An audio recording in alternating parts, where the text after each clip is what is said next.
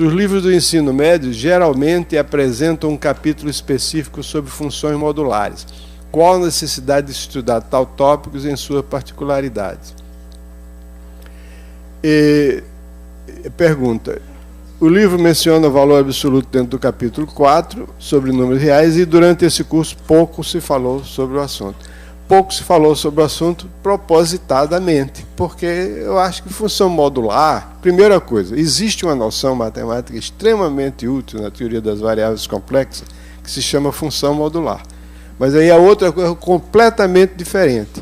Eu me lembro da história de um conhecido professor, talvez na época que ele vivia, ele era tido como o maior matemático do Brasil, embora ele não fosse realmente matemático no sentido específico, que uma vez ele estava visitando a Argentina e em Buenos Aires alguém convidou para ele dar uma palestra, tal, então ele disse que ia falar sobre funções modulares.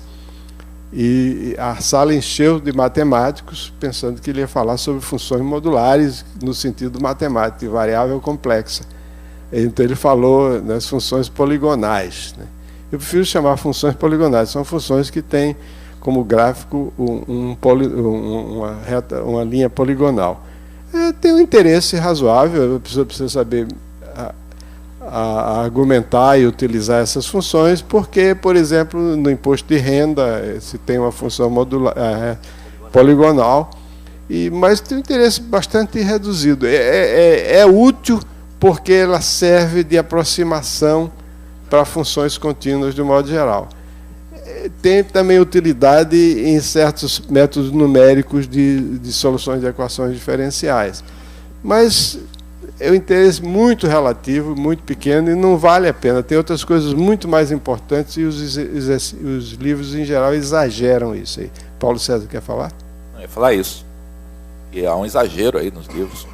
Muitas páginas e páginas e páginas sobre função. Então, eu costumo dizer para os meus alunos que o professor,